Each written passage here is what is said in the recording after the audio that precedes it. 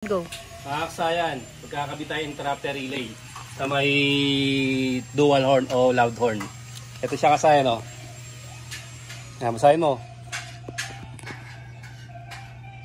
Pero lang tayong i-guide na kasayan natin. Kasayan, paano naman po magkabit ng interrupter relay?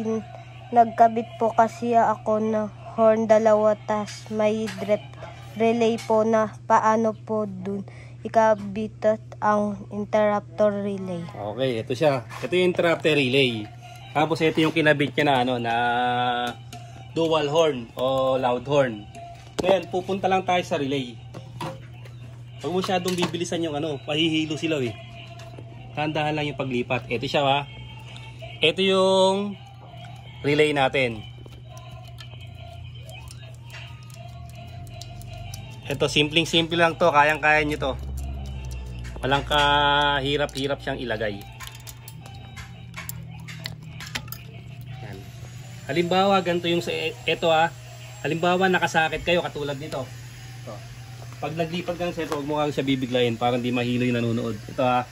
Dito manggagaling yon. Ito kasi yung ito yung kabitan ng ng busina. Diyan siya sinusuksok. Ngayon, dahil walang suksukan to, balik tayo rito.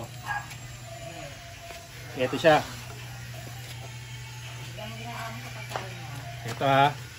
Hanapin nyo lang dito yung ito yung number 30, 87 sa harap, 86, 85. Bali, ang gagawin dyan, tatanggalin nyo lang yan sa pagkakalagay. Hindi pala eh. Ba't ginagawa mo? Paghihiwalayin nyo lang to, ha. Halimbawa, ito. Dito tayo napunta sa isa. Sa trigger ng busina, sa pindutan. Ito siya, ha.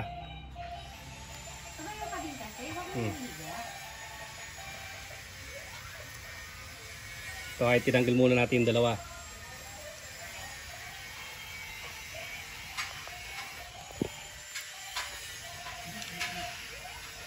Simple lang to, kayang-kaya nyo na itong gawin. Ito muna inuna natin, ito siya. Etong dalawa na to, yung dilaw, ilalagay natin dyan. Siya. Sa pinaghugutan. Pinagtanggalan. Ayan siya, ha. Tapos ito tatanggalin din natin kasi 85, 86 yung kailangan nating tanggalin eh. Kita tayo sa meno.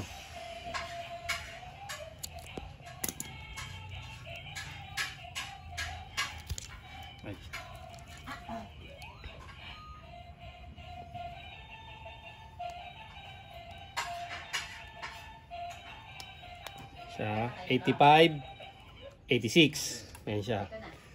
Ay, baliktad. 85, 86. Yung dalawang dilaw dito.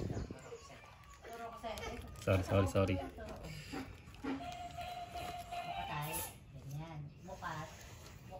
Siya. Kahit magkabaligtaran to. Ayan, ha.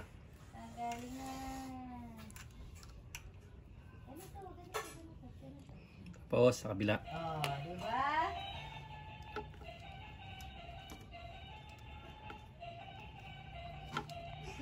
Ayan, ha. Tapos itong positive natin ilalagay natin dito.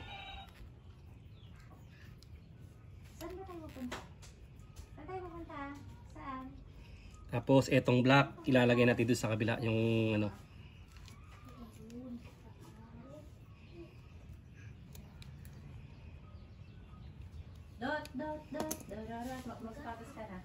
Pero kung may suksukan, isusuksok nyo lang yan. Pagka hindi gumana, pagbabalik nyo lang to, tsaka itong red. Yung positive at negative. Itong dalawang dilaw, kahit pagkabaliktaran niya na 85, 86. Tapos ito yung sa natin, horn button, yung kulay red. Mamaya nga kasi. Tapos ito yung black. Testing na natin.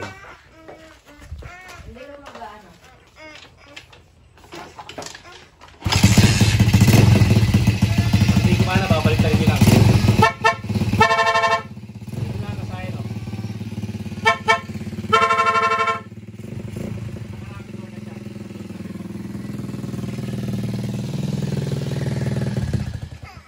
Guys, ang mabilis lang ha.